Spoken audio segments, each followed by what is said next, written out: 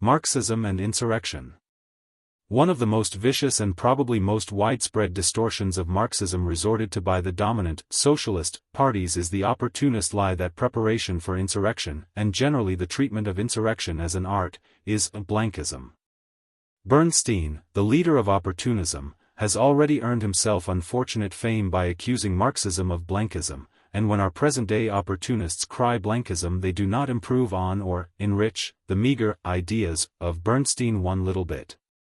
Marxists are accused of blankism for treating insurrection as an art.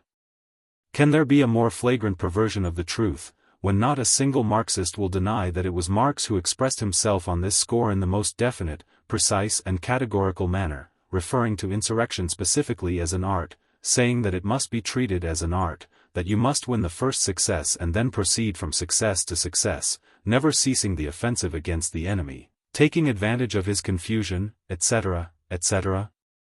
To be successful, insurrection must rely not upon conspiracy and not upon a party, but upon the advanced class. That is the first point. Insurrection must rely upon a revolutionary upsurge of the people. That is the second point. Insurrection must rely upon that turning point in the history of the growing revolution when the activity of the advanced ranks of the people is at its height, and when the vacillations in the ranks of the enemy and in the ranks of the weak, half-hearted and irresolute friends of the revolution are strongest. That is the third point. And these three conditions for raising the question of insurrection distinguish Marxism from blankism. Once these conditions exist, however, to refuse to treat insurrection as an art is a betrayal of Marxism and a betrayal of the revolution. To show that it is precisely the present moment that the party must recognize as the one in which the entire course of events has objectively placed insurrection on the order of the day and that insurrection must be treated as an art, it will perhaps be best to use the method of comparison, and to draw a parallel between July 3rd to 4th and the September days.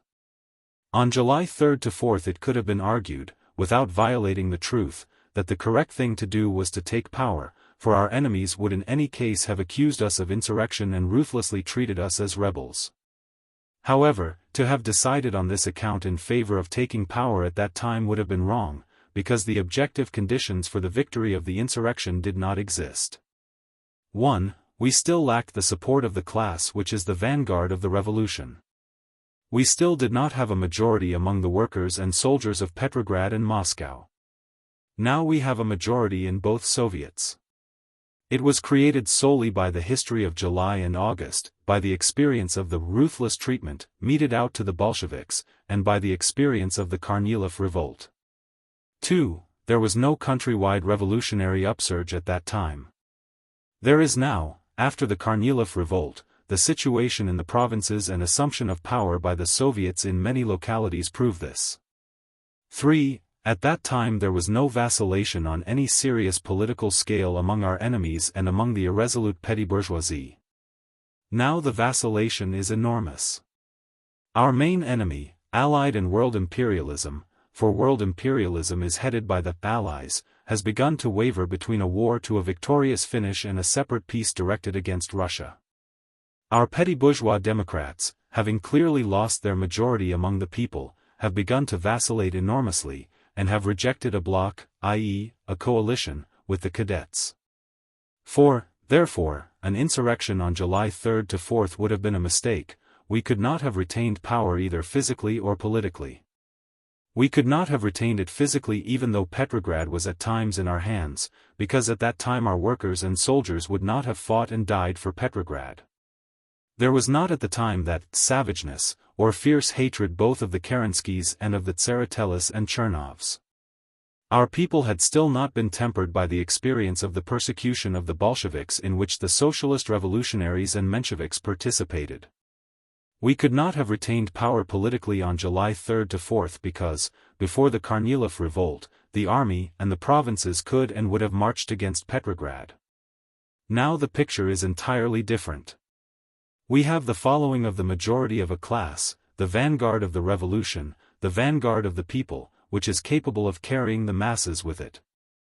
We have the following of the majority of the people, because Chernov's resignation, while by no means the only symptom, is the most striking and obvious symptom that the peasants will not receive land from the Socialist Revolutionaries bloc, or from the Socialist Revolutionaries themselves.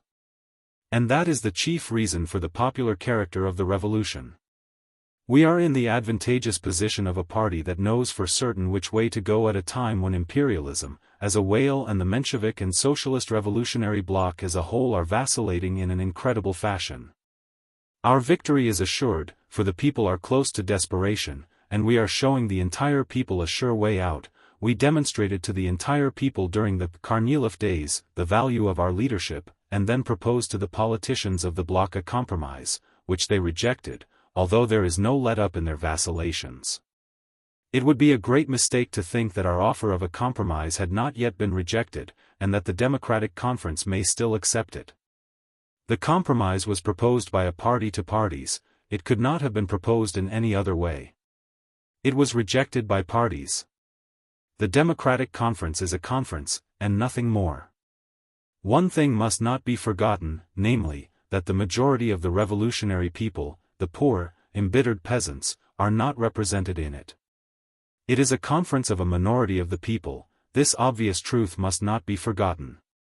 It would be a big mistake, sheer parliamentary cretinism on our part, if we were to regard the Democratic Conference as a parliament, for even if it were to proclaim itself a permanent and sovereign parliament of the revolution, it would nevertheless decide nothing.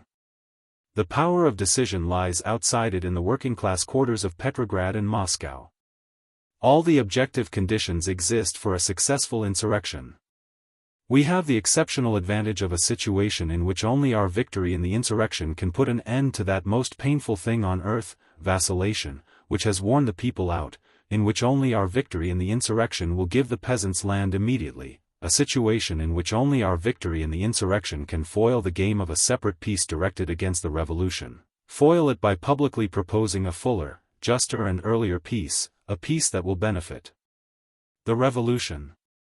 Finally, our party alone can, by a victorious insurrection, save Petrograd, for if our proposal for peace is rejected, if we do not secure even an armistice, then we shall become defensists, we shall place ourselves at the head of the war parties, we shall be the war party par excellence, and we shall conduct the war in a truly revolutionary manner. We shall take away all the bread and boots from the capitalists. We shall leave them only crusts and dress them in bast shoes. We shall send all the bread and footwear to the front. And then we shall save Petrograd. The resources, both material and spiritual, for a truly revolutionary war in Russia are still immense. The chances are 100 to 1 that the Germans will grant us at least an armistice. And to secure an armistice now would in itself mean to win the whole world. Having recognized the absolute necessity for an insurrection of the workers of Petrograd and Moscow in order to save the revolution and to save Russia from a separate partition by the imperialists of both groups, we must first adapt our political tactics at the conference to the conditions of the growing insurrection. Secondly, we must show that it is not only in words that we accept Marx's idea that insurrection must be treated as an art. At the conference we must immediately cement the Bolshevik group, without striving after numbers, and without fearing to leave the waverers in the waverers' camp. They are more useful to the cause of the revolution there than in the camp of the resolute and devoted fighters. We must draw up a brief declaration from the Bolsheviks, emphasizing in no uncertain manner the irrelevance of long speeches and of speeches, in general, the necessity for immediate action to save the revolution, the absolute necessity for a complete break with the bourgeoisie, for the removal of the present government, in its entirety, for a complete rupture with the Anglo-French imperialists, who are preparing a separate partition of Russia, and for the immediate transfer of all power to revolutionary democrats, headed by the revolutionary proletariat. Our declaration must give the briefest and most trenchant formulation of this conclusion in connection with the program proposals of peace for the peoples, land for the peasants, confiscation of scandalous profits, and a check on the scandalous sabotage of production by the capitalists. The briefer and more trenchant the declaration, the better. Only two other highly important points must be clearly indicated in it, namely, that the people are worn out by the vacillations, that they are fed up with the irresolution of the socialist revolutionaries and Mensheviks, and that we are definitely breaking with these parties because they have betrayed the revolution. And another thing. By immediately proposing a peace without annexations, by immediately breaking with the Allied imperialists and with all imperialists, either we shall at once obtain an armistice, or the entire revolutionary proletariat will rally to the defense of the country, and a really just, really revolutionary war will then be waged by revolutionary democrats under the leadership of the proletariat. Having read this declaration, and having appealed for decisions and not talk, for action and not resolution writing, we must dispatch our entire group to the factories and the barracks. Their place is there, the pulse of life is there, there's the source of salvation for our revolution, and there is the motive force of the democratic conference. There, in ardent and impassioned speeches, we must explain our program and put the alternative, either the conference adopts it in its entirety or else insurrection.